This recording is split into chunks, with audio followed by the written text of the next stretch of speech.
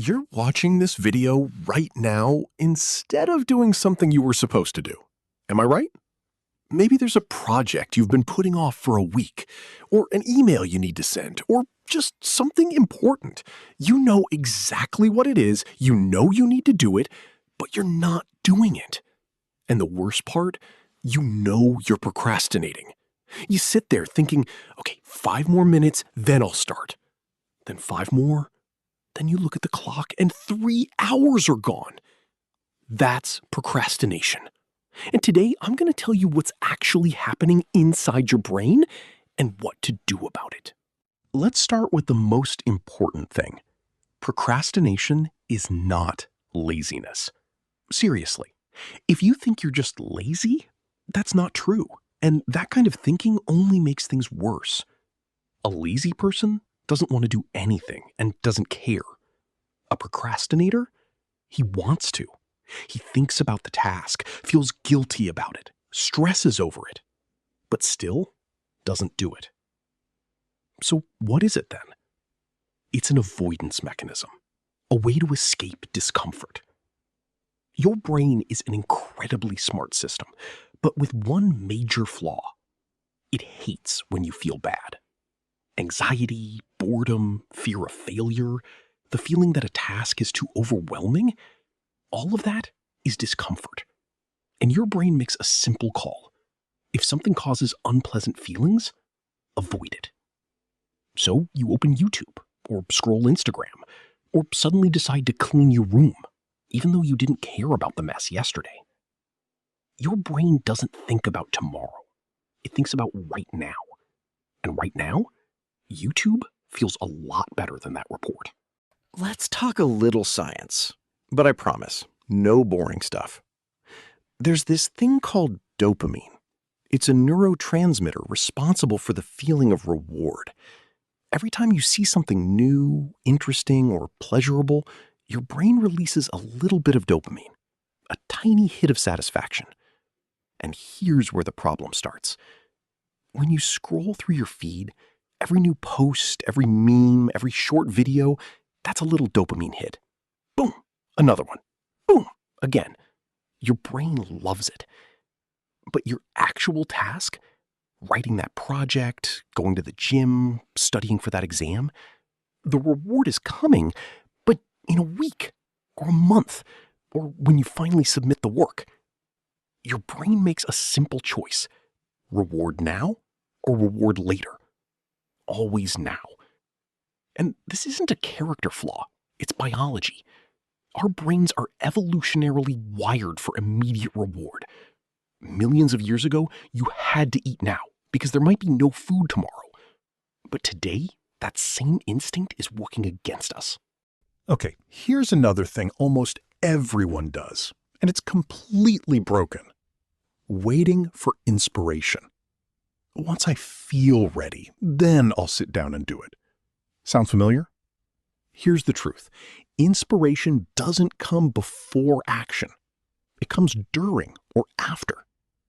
This is really important because most people think it works the other way. They wait until they feel like it. But the feeling doesn't just show up on its own. It appears once you've already started. There's even a name for this, the motivation myth.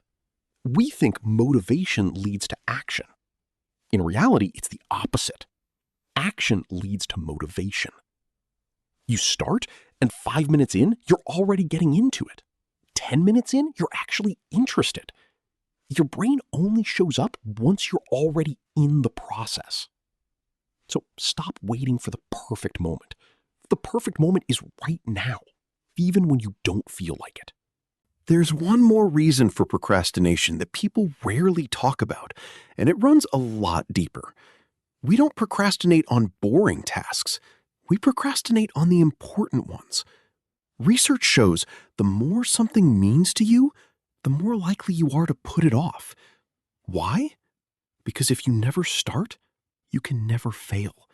If you don't send that resume, you can't get rejected. If you don't write that post, no one can criticize it. If you don't start that business, it can't fail. Procrastination is a protective mechanism against the pain of rejection and failure. You're not putting it off because you're lazy. You're putting it off because you're scared. And that's completely normal.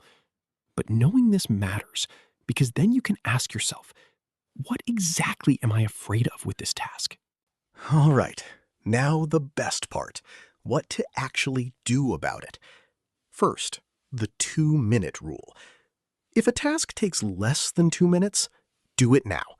Don't add it to your list, don't plan it for tomorrow, just do it. Reply to that message? 2 minutes. Schedule that appointment? 2 minutes. Wash the mug in the sink? 30 seconds. This clears out a huge number of small tasks that pile up and hang over you like a cloud. Second, the just 5 minutes technique. Tell yourself, I'm not going to do the whole task. I'm just going to open the document and work for 5 minutes. Just 5. Your brain easily agrees to 5 minutes. It's not scary. And what happens next? Most of the time, you keep going. Because starting is the hardest part. Everything after that gets much easier. Third, remove distractions physically. Don't rely on willpower. Redesign your environment. Having your phone next to you costs you 20% of your focus, even if you're not looking at it. Just its presence pulls your attention. Put your phone in another room, or at least face down in a drawer. Close unnecessary browser tabs. Turn on Do Not Disturb. Make your environment one where it's easy to work, not easy to get distracted. Fourth, break the task into tiny pieces. Do the project is not a task. That's a goal. A task is write the opening paragraph, or find 3 sources, or make a list of steps.